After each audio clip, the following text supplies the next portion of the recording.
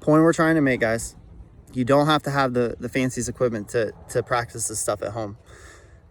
If you want a chipping net, go get one. And you know what? Here's what I'll do. Because I don't necessarily practice as much as I should anymore, I'm going to make you guys a deal that if you comment on the Google Classroom assignment underneath this video, if you comment on this, then I will randomly pick a comment and deliver this chipping net to you guys so that you will have this nice piece of equipment in your backyard. Sound good? All right, guys, let's move on to drill number 2. All right, guys, so for drill number 2, it's actually a game.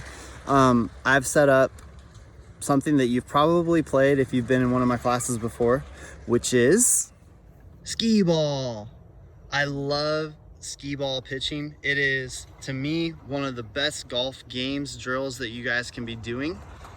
Now, I know here I might have kind of used some equipment that is pretty specific. Like, you could definitely do this with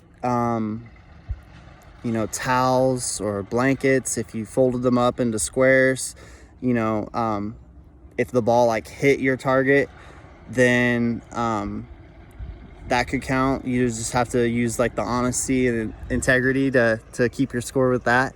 But for me, the game gets a whole lot more fun with hula hoops because the ball will stay inside of the square that we make.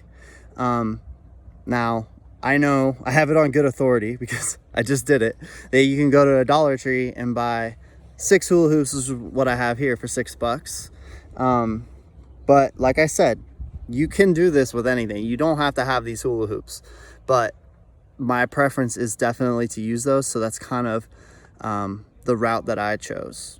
So guys, before we get into this, basic rules to this game. We're going to be using a pitching technique, which I'll talk about in a second. But we have this hula hoop is the closest to me, so it is worth the least amount of points. What I normally do, just because it's easier to keep score, is 1 point, 2 points, 3 points, 4 points. And then these island targets, I usually make 5 points. You can make those islands worth 10 if you want to incentivize people to go for the quote unquote risky play.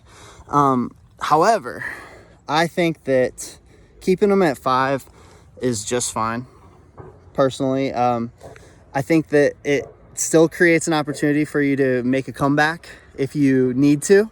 You know, hopefully you guys have a sibling at home or a friend that might come over to hang out in the yard or so. I know we're doing social distancing and stuff like that, but I have noticed, you know, more people getting out.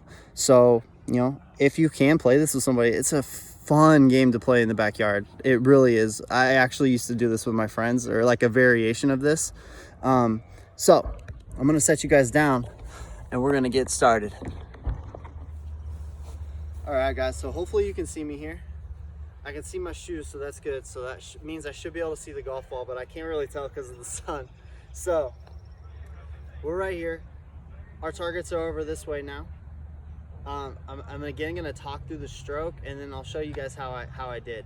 Now, the way I like to do this game is I like to play with a specific number of golf balls. So for the purposes of this, and so that you guys don't have to watch a big old long video, I'm going to use 5 golf balls. All right. So I got my 5 here that I'm going to use, and we're pitching these shots now. So BLT, not as important anymore. Back lean tilt, we don't really need to worry about that. What I do want you guys to know is that in order to get a little bit more loft out of our shots, we want to try to hit the ball with our shaft more vertical than when we're chipping. This kind of shot, it makes for a lower ball flight. And obviously, if we want this ball to get up in the air, land in a hula hoop, and stay in a hula hoop, we need a little bit more loft on it, okay? So, shaft is straight. I moved the ball position a little bit further forward in my stance, about in the middle, okay? Now, with this shot, we're gonna use a little bit of wrist, but I want you guys to remember, that sorry, hold on guys, I got a low battery message. I just want to make sure I'm still recording. Okay, we're still recording. So we want to make sure that as we hit the golf ball, we're not doing this and flicking through. We want, even if we break our wrists here, as we release them into the golf ball, we still want everything to finish and follow through as one. Okay, flicking the wrists through impact, that's no bueno, as they say. So we're gonna go for, well, I like the middle targets. We're gonna go for those. So we'll see how we do. Oh, it landed in the 4. Had a little bit too much speed on it. We'll see if I can back that down just a little bit. Hey, we got a 4-pointer. Let's go. Also, guys, I just want to say real quick, I'm about 5 yards away from the start of this drill. So 15 feet, if that's easier for you to visualize. So I'm not too far away, but I'm definitely not right next to it either. Oh, bounced it in the 3, rolled out. All right, let's see here. This one should go in though. I feel good.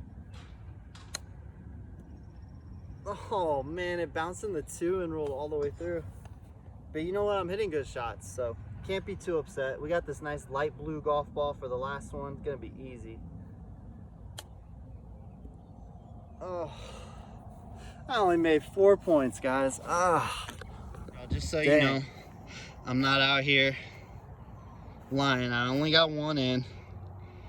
The rest, like I said, they were all decent shots, but this one, the first one wasn't great. I'll be honest. This was the first one. It went pretty far. But the rest of these all kind of bounced near my target. It's just ground's kind of hard and it released really, really far. But 4 points, not too upset with that. We'll take it, certainly.